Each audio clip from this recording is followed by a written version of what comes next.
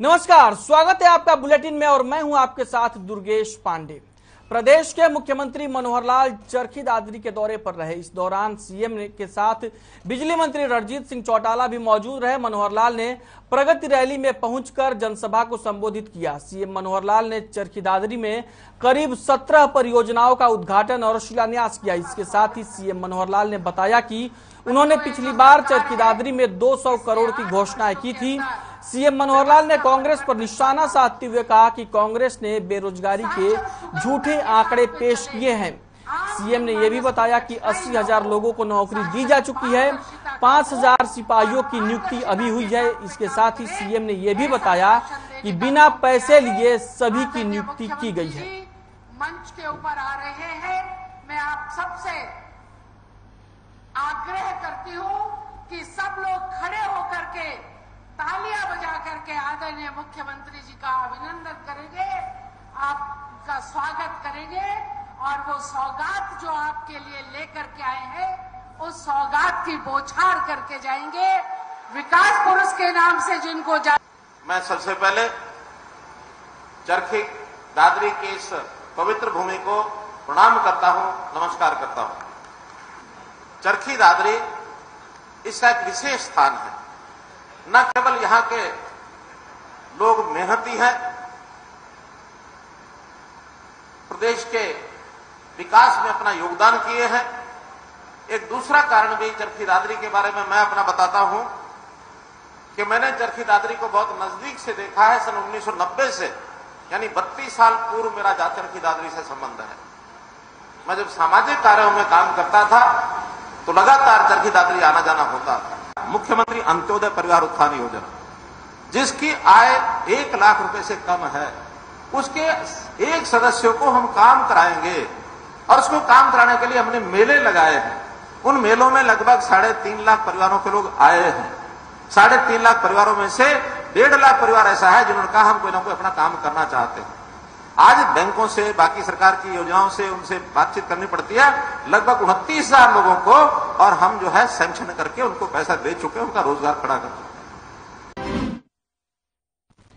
तो सीएम मनोहर लाल की बड़ी बातें हम आपको बता रहे हैं। सीएम ने रैली की शुरुआत में कहा, चरखी दादरी की धरती को प्रणाम करता हूं।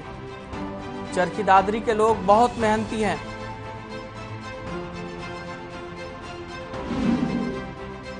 चरखी दादरी को 22वां जिला हमने बनाया। मुख्यमंत्री मनोहर लाल ने रैली को संबोधित करते हुए ये बात कही। 17 नेशनल हाईवे बनाने के लिए मंजूर किए गए।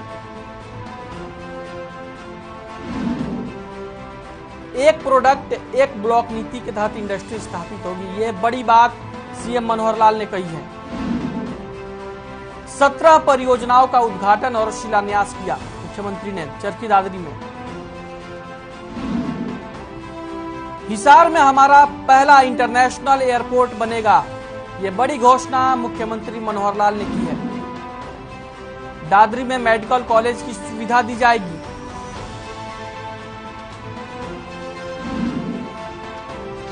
सीएम विंडो के माध्यम से जनता की हर समस्या का समाधान हो रहा है।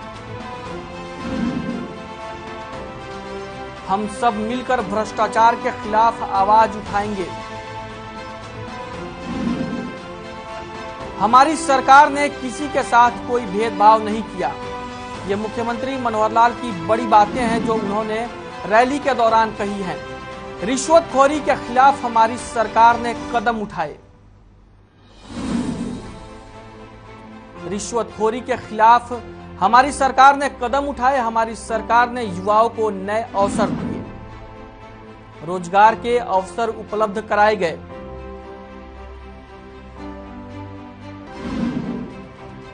नई फैक्ट्रियों में नौकरी के लिए हमने 75% आरक्षण का कानून बनाया। ये मुख्यमंत्री मनोहर लाल की कही बड़ी बात है। 29,000 लोगों को नौकरियां मुहैया कराई गई। रैली के दौरान मुख्यमंत्री मनोहर लाल ने जो बड़ी बातें कही हैं, हम उनका जिक्र कर रहे हैं। युवाओं को नई स्किल्स की ट्रेनिंग दी जा रही है। 5,000 क्लर्कों की भर्ती की गई।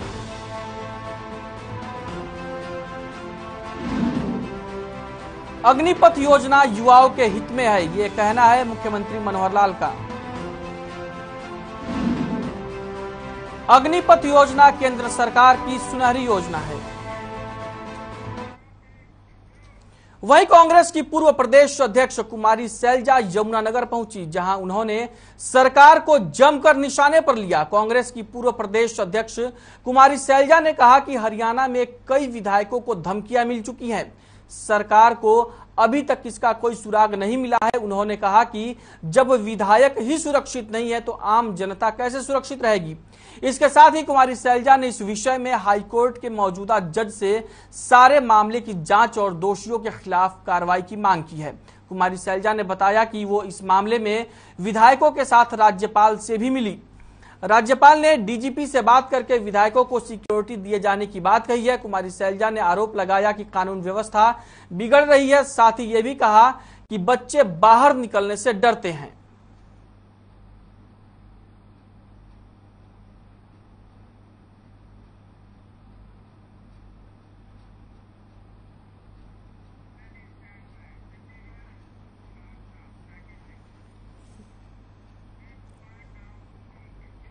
वहीं चंडीगढ़ में एक निजी स्कूल में बड़ा हादसा हो गया। सेक्टर 9 में बने कामेल कॉन्वेंट स्कूल में सुबह ही एक विशालकाय पीपल का पेड़ गिर गया। पेड़ गिरने से कई बच्चे उसकी चपेट में आ गए। इस दौरान एक छात्रा की मौत हो गई। देखिए रिपोर्ट।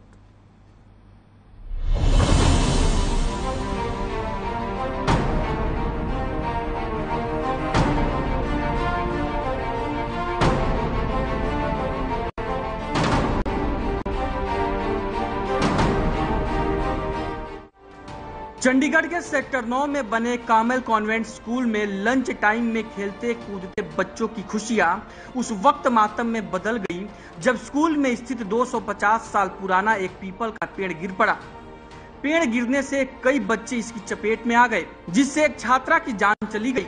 वहीं हादसे में 19 बच्चे घायल हो गए। वहीं स्कूल का एक कर्मचारी भी हादसे में घायल हो गया है। घायलों को इलाज के लिए अस्पताल में भर्ती कराया गया है। घायल बच्चों को GMSH 16 में भर्ती करवाया गया है, जहां 3 बच्चों की हालत गंभीर बताई जा रही है। हादसे के बाद हरियाणा के राज्यपाल बंडारू दत्तात्रेय ने ट्वीट कर दुख जताया है। राज्यपाल ने ट्वीट में लिखा है कि चंडीगढ़ में एक स्कूल में हुए हादसे ने अंदर तक झकझोर दिया है। सभी बच्चों की सुरक्षा और उनके ठीक रहने के लिए प्रार्थना करता हूँ। वहीं प्रदेश के मुख्यमंत्री मनोहर लाल ने भी स्कूल में हुए हादसे को लेकर ट्वीट किया।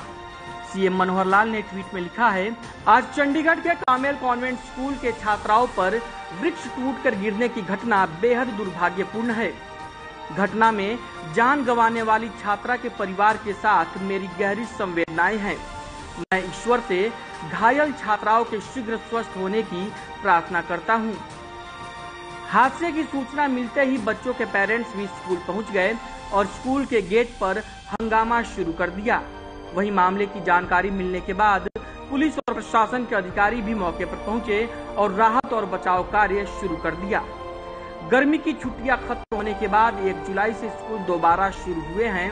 वहीं स्कूल में हुए हादसे को लेकर प्रशासन ने मजिस्ट्रेट जांच के आदेश दे दिए हैं। हर खबर के लिए चंडीगढ़ से स्वर्णजीत सिंह बावा की रिपोर्ट। वही खबर नूह से है, जहां नुपुर शर्मा को लेकर विवादित बयान देने वाला इरशाद प्रधान सालाहेड़ी को पुलिस ने गिरफ्तार कर लिया है और उससे गहनता से पूछताछ की जा रही है। वहीं एसपी वरुण सिंगला ने पत्रकारों से बातचीत के दौरान कहा कि नुपुर शर्मा की जुबान काट कर लाने वाले को 2 करोड़ रुपए के इनाम की बात कहने वाले इरशाद को गिरफ्तार किया जा चुका है। उसका ये विवादित वीडियो सोशल मीडिया पर वायरल हुआ था, जिसके बाद न केवल पुलिस ने गुरुवार को मुकदमा दर्ज किया था, बल्कि कुछ घंटे बाद ही शुक्रवार को ही इरशाद प्रधान की गिरफ्तारी भी कर ली गई। देखिए, इस संबंध में हमने आज भी सभी उलेमाज और मौलवी से भी बैठक की थी एवं पीस कमेटी के माध्यम से भी बार बार हम अपील कर रहे हैं जनता से कि इस प्रकार के भड़काऊ भाषण देने से हम अमन शांति खराब करते हैं और माहौल खराब करते हैं। मेवात का भाईचारा बहुत पहले से जाना जाता है कि दोनों समुदाय काफी आपस में भाईचारे से रहते हैं। इस प्रकार की घटनाएं जो है उस भाईचारे को खराब करती है और अमन शांति खराब करती है। तो इसलिए मेरी अपील है कि सभी शांति बनाए रहें। आगे बकरीद के अवसर पर मैं सभी को जो बकरीद की बधाइयाँ देता हूँ और यह कामना करता हूँ कि आप किसी प्रकार का कानून का उल्लंघन ना करते हुए और अच्छे से त्योहार मनाएंगे और इसके लिए प्रशासन भी पूरी तरह से अलर्ट वहीं विश्व हिंदू परिषद और बजरंग दल ने भिवानी में शिकायत दर्ज करवाई है। दरअसल नूह में 12 जून को एक युवक ने नुपुर शर्मा को लेकर विवादित बयान दिया था। युवक ने कहा था कि नुपुर की जुबान काट कर लाने वाले को 2 करोड़ रुपए दिए जाएंगे, जिससे गुस्साए इन संगठनों के लोगों ने उस युवक के खिलाफ कार्रवाई करने की मांग की है। शिकायत दर्ज करवाने वाले लोगों का कहना है कि प्रशासन ऐसे लोगों से सख्ती से निपटे।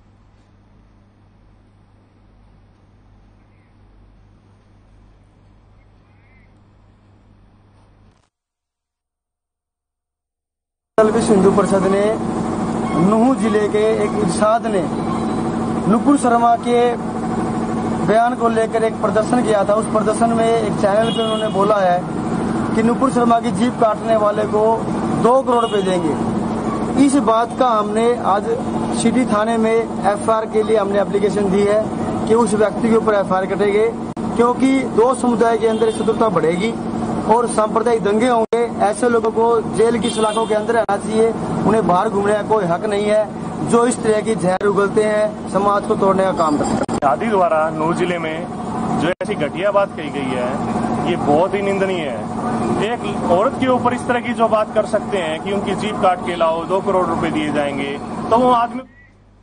वहीं यमुनानगर में अपराधियों के हौसले इस कदर बुलंद है कि लोगों की मौजूदगी में भी वो अपराध करने से बाज नहीं आ रहे हैं। मामला यमुनानगर के महिंद्रा पेट्रोल पंप का है, जहां बाइक सवार 2 युवकों ने पेट्रोल भरवाने के बाद पेट्रोल पंप के सेल्समैन से पैसे छीने।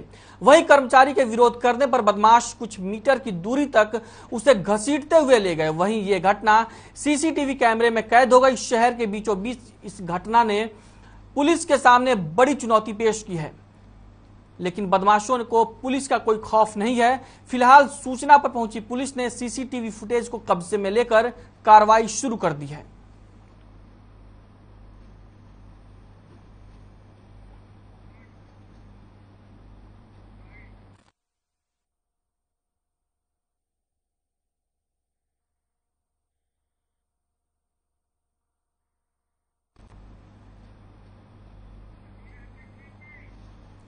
अपनी टीवी स्क्रीन पर आप 2 तस्वीरें देख सकते हैं, जिसमें यह साफ तौर पर दिखाई दे रहा है कि किस तरीके से युवक तेल डलवा के चलते मैंने कहा भाई साहब पैसे दे दो, तो अगले वाले ने मुझे पैसे दिए और पिछले वाले ने मेरे हाथ के पैसे खींच लिए। कैसे लग रहा है?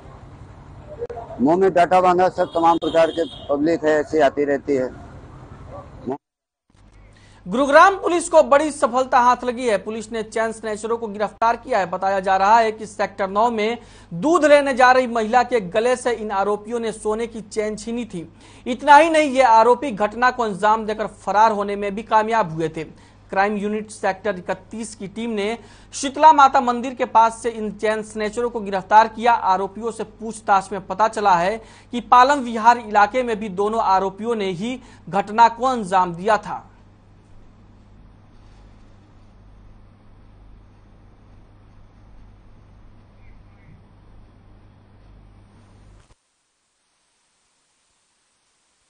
दिनांक 25/6/2022 को एक महिला 4 सेक्टर में वो मदर डेयरी से दूध लेने के लिए जा रही थी और 2 मोटरसाइकिल सवार युवकों ने पीछे से मोटरसाइकिल पे आके और उसकी चैन को झपटा मार के और तोड़ के लेके गए थे, जिसके संबंध में सेक्टर 9A पुलिस स्टेशन में केस रजिस्टर करके और इन्वेस्टिगेशन की गई।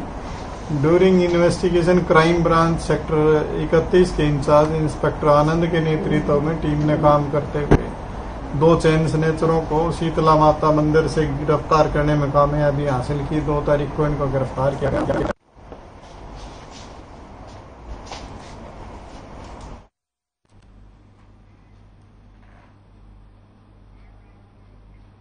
वहीं धर्मनगरी कुरुक्षेत्र के कनीपला गांव में एक नवविवाहिता की संदिग्ध परिस्थितियों में मौत हो गई।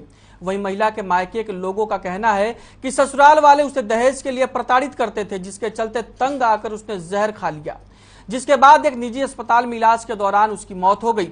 वहीं मृतका के भाई रमेश कुमार का आरोप है कि बहन मंजीत कौर काफी समय से सहन कर रही थी और उसे जबरन दवा खिला दी गई।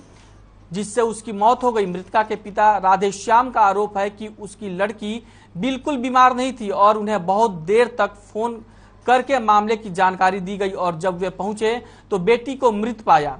वहीं सदर थाना के थानेसर के प्रभारी मलकीत सिंह ने कहा कि शव का पोस्टमार्टम कराकर परिजनों को सौंप दिया गया है और शिकायत के आधार पर मृतका के ससुराल के 4 लोगों के खिलाफ 304B के तहत मामला दर्ज कर कार्रवाई शुरू कर दी गई है।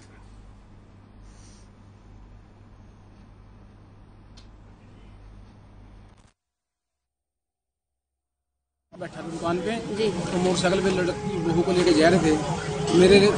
मैंने ऐसा लगा तो क्रोस में रोड़ा तथा उनकी बहू है, कोई बच्चा होने वाला है। तो बाद में गांव में यहाँ से फोन आया तो भाई लड़की ने दवाई खा ली। तो बस बात तो कोई थी नहीं, कोई लड़ाई नहीं थी। लड़के से जो पूछा, जो पड़ोस से पूछा, भाई उसने बोला तंदूर में रोटी नहीं पोनी है, चूल्हे पोनी है। वो बोली मैं पो रही हूँ, मेरे सिर में दर्द डाले, दरवाजा बंद किया और सल्फास की पहाड़ा गाँव से कनीपला गाँव में भेज दी। इसके ससुराल वालों से उसको पहले भी कई बार तंग किया था, लेकिन वो लड़की काफ़ी टाइम से यानी कि सहन करती आ रही है। और जैसे आज दुर्घटना हुई है तो ससुराल वालों ने उसकी लड़की के पिता को, उसके भाई को कहा कि आपकी लड़की बीमार हो रही है। तो ये उन्होंने बहाना बना के लड़की के पिता को और भाई को बुलाया, लेकिन जो रिपोर्ट के मुताबिक डॉक्टर ने बताया कि लड़की की डेथ सवेरे 9 बजे हो गई। मेरी लड़की बिल्कुल ठीक थी, मेरी लड़की बीमार नहीं थी, इन्होंने मारी है। मेरे पे बहुत देर बाद फोन करा जब लड़की नहीं रही, इन्होंने बोला कि तो आपकी लड़की बहुत ज्यादा बीमार है, आप फटाफट पहुंचो। मेरे लड़के पास फोन किया, मेरे पास तो फोन भी नहीं था, दूसरे के फोन पे फोन आया। मैं संडोरे से आया, दिहाड़ी छोड़ के आया, मैं दिहाड़ी पे था।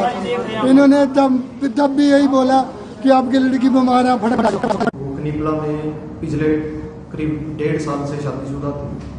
आज पुलिस को इतला मिली कुरुक्षेत्र नर्सिंग होम से कि भी एक लड़की पॉइजन केस में आई है, तो उस पर पुलिस भी गई थी और जो उसके परिजन थे वो मौके पहुंच के परिजनों ने अपनी तसल्ली करने के बाद और लड़की की मृत्यु हो चुकी थी, जो कि मृत्यु के कारणों को की तसल्ली करके परिवार ने, और जब परिवार को पूरी तसल्ली होगी तो परिवार ने अपने लड़की के ससुराल के 4 लोगों पे। खबर पानीपत से है, जहां जिले के गांव सौदापुर में संदिग्ध परिस्थितियों में युवक की मौत का मामला सामने आया है। परिजनों ने युवक की हत्या करने की आशंका जताई है। मिली जानकारी के अनुसार परिजनों ने बताया कि मृतक अमित का आरोपी के घर आना जाना था। वहीं उसने बीती रात खाना खाया था, जिसके बाद पेट दर्द और उल्टियां होने लगी थी, जिसके बाद आरोपी ही अमित को अस्पताल में लाया, जहां अस्पताल में पहुंचते ही युवक की मौत हो गई।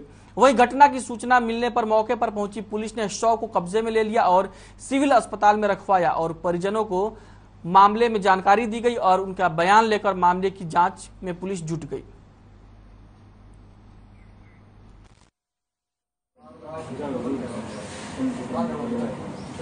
ये हमारे पास कई दिन से मंगलवार से आउट था, तो सवेरे मेरे को जानकारी मिली, मेरे पापा का फ़ोन आया कि बेटा ऐसे बात हो गई है, भाई को किसी ने पॉइजन दे दिया है, उसकी डेड बॉडी जो है सिविल हॉस्पिटल में पहुंच गई, आप जाके उसको देखो।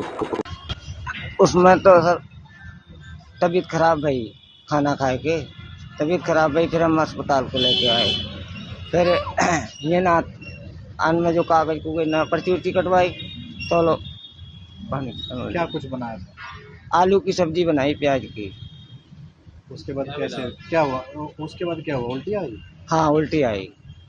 इनने दवाई इधर ही इनकी जेब में एक खुराक दवाई तेरे भरोसे बैठे रहेंगे आप सरप्राइज लोग फिर आराम से नहीं।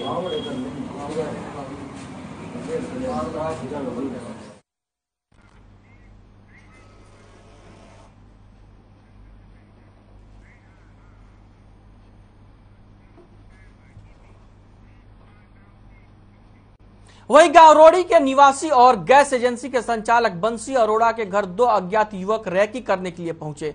इस दौरान एक युवक ने घर में घुसकर वीडियो बनाने का काम किया। वहीं पूरी घटना सीसीटीवी में कैद हो गई। बंसी अरोड़ा ने इसकी शिकायत पुलिस को दी। वहीं बंसी अरोड़ा ने अपनी और अपनी परिवार की सुरक्षा की मांग करते हुए सुरक्षाकर्मी की मांग की है। जानकारी के मुताबिक अज्ञात युवकों ने गाँव के एक व्यक्ति से बंसी अरोड़ा के घर का पता भी पूछा। बाइक की नंबर प्लेट पर मिट्टी लगी हुई थी। इस मामले में रोड़ी पुलिस थाना प्रभारी ने मौके का मुआयना किया और मामले की जांच पड़ताल में पुलिस जुट गई है।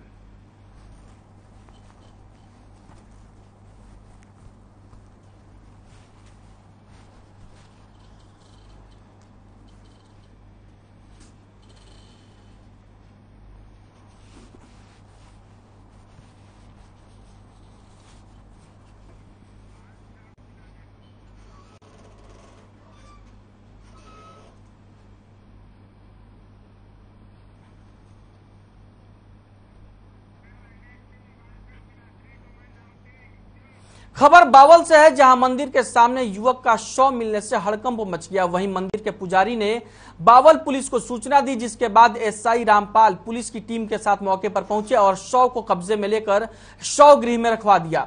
साथ ही एसआई रामपाल ने बताया कि मृतक करीब 1 महीने से निजी कंपनी में बतौर सुरक्षा गार्ड काम कर रहा था और इसकी पहचान हेमराज के रूप में हुई है।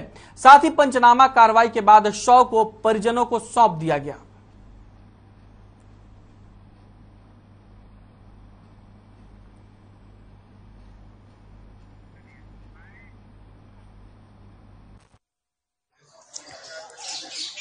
सर, हमें तो पुलिस वालों ने फ़ोन किया था हमारे उधर दिरा थाना में, तो वहाँ से हमें एएसआई का फ़ोन आया कि ऐसे ऐसे कोई गांव का लड़का है, उधर हिमाचल में काम करता है, जहाँ इसकी जेब में आधार कार्ड था, उसके जरिए हमें पता चला तो हम इधर आए। कल सुबह पुजारी का, हनुमान मंदिर पुजारी जो बिजली बोर्ड वाले का फ़ोन आया था कि एक लावारिस डेड बॉडी मतलब लड़का पड़ा है, उसके बारे में जाँच करो। जो वहाँ जाके देखा तो वो आदमी मरा हुआ पड़ा था। फिर उसको वहाँ से प्राइवेट साधन का इंतजाम करके और CHC बावल लेकर आए। डॉक्टर साहब ने उसे बताया, फिर उसने बताया कि ये वही खबर रतिया से है, जहां बीते दिन अंबाला में पुलिस ने वकील के साथ मारपीट और दुर्व्यवहार करने के मामले में भारी रोष देखने को मिल रहा है। रतिया बार एसोसिएशन के वकीलों ने बार एसोसिएशन के अध्यक्ष हरपाल ग्रोहा के नेतृत्व में पुलिस के खिलाफ जोरदार प्रदर्शन किया और पुलिस पर कई गंभीर आरोप लगाए। आगे उन्होंने कहा कि वकील साथी के साथ दुर्व्यवहार करने वाले पुलिस कर्मचारियों ने माफी नहीं मांगी तो यह आंदोलन पूरे प्रदेश में बड़ा आंदोलन बन जाएगा।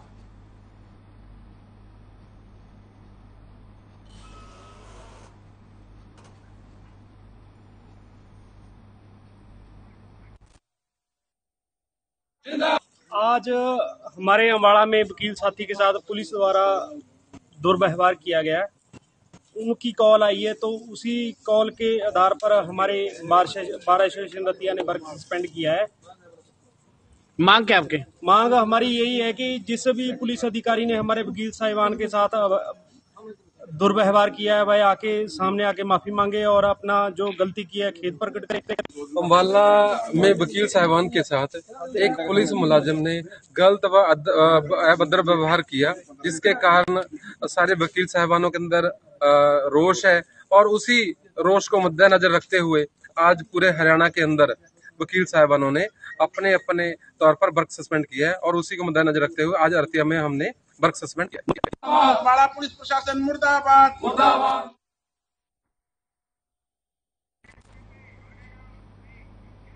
हिसार जिले के गांव खेदड़ में 46 दिन से Rajiv Gandhi thermal power plant में राख मामले को लेकर धरना जारी है। माफ कीजिएगा, 86 दिनों से धरना चल रहा है। दरअसल 30 जून को एक बड़ी पंचायत में फैसला लिया गया था कि 8 जुलाई तक अगर उनकी मांगे नहीं मानी गई तो ये रेलवे ट्रैक को जाम कर देंगे, जिसके बाद प्रदर्शनकारी थर्मल प्लांट में आने वाली रेलवे लाइन को जाम करने के लिए आगे बढ़े, तो वहीं पुलिस ने प्रदर्शनकारियों को बैरिकेड्स लगाकर रोकने की कोशिश की, लेकिन प्रदर्शनकारी नहीं रुके। ऐसे में पुलिसकर्मियों ने लाठीचार्ज किया। इस बीच 56 वर्षीय धर्मपाल खदेड़ के रहने वाले की मौत हो गई। हालांकि मौत के कारणों की अभी पुष्टि नहीं हो पाई है। वहीं किसान नेता सुरेश कोथ ने बताया कि प्रदर्शनकारी आगे बढ़ रहे थे तो पुलिस ने उन पर जानबूझकर हमला किया और लाठीचार्ज किया, जिसके बाद एक किसान शहीद हो गया।